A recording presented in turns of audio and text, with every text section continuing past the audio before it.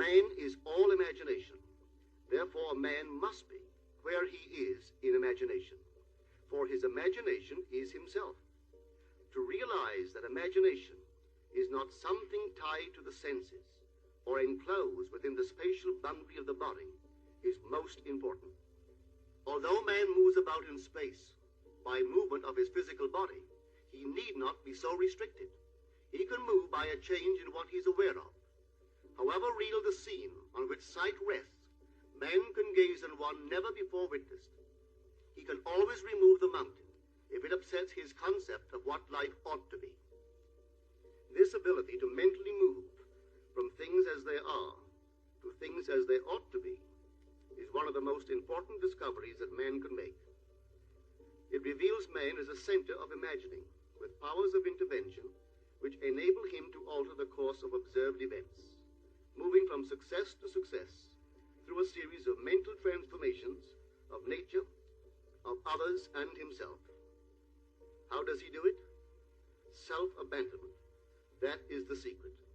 He has to abandon himself mentally to his wish fulfilled, in his love for that state, and in so doing live in the new state, and no more in the old state. Now we can commit ourselves to what we do not love, so the secret of self-commission is faith plus love. Faith is believing what is incredible.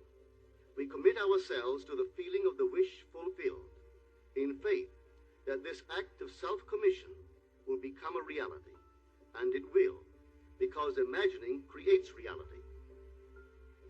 Imagination is both conservative and transformative. It is conservative when it builds its world from images supplied by memory and the evidence of the senses. It is creatively transformative when it imagines things as they ought to be, building its world out of the generous dreams of fancy.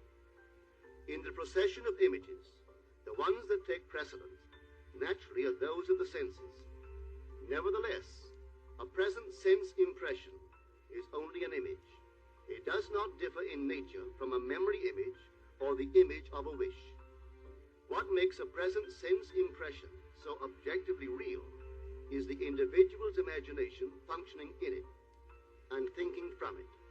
Whereas in a memory image or a wish, the individual's imagination is not functioning in it and thinking from it, but is functioning out of it and thinking of it. If the individual would enter into the image in his imagination, as the design on the cover of this record suggests, then would he know what it is to be creatively transformative. Then would he realize his wish, and then he would be happy. Every image can be embodied, but unless man himself enters the image and thinks from it, it is incapable of birth. Therefore, it is the height of folly to expect the wish to be realized by the mere passage of time. That which requires imaginative occupancy to produce its effect obviously cannot be effected without such occupancy. We cannot be in one image and not suffer the consequences of not being in another. Imagination is spiritual sensation. Enter the image of the wish fulfilled, then give it sensory vividness and tones of reality by mentally acting as you would act were it a physical fact. Now this is what I mean by spiritual sensation.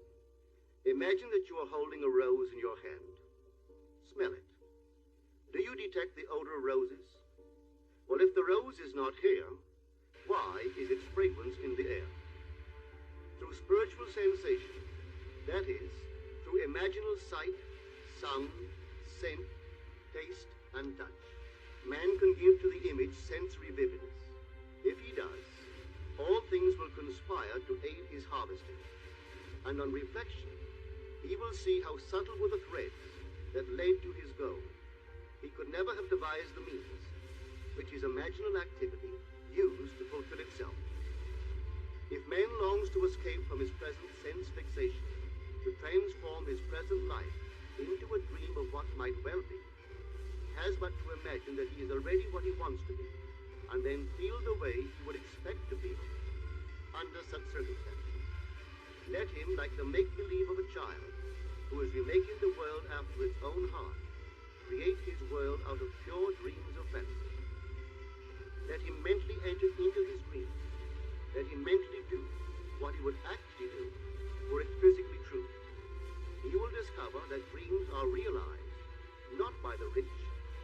the imaginative. Nothing stands between man and the fulfillment of his dream but facts, and facts are the creations of imagining.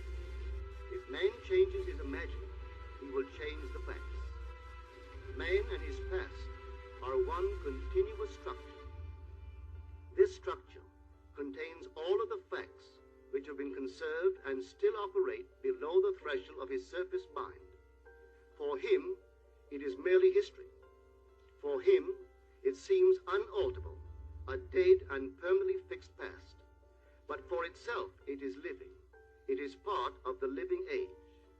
We cannot leave behind us the mistakes of our past, for nothing disappears. Everything that has been is still in existence. The past still exists, and it gives and still gives its results.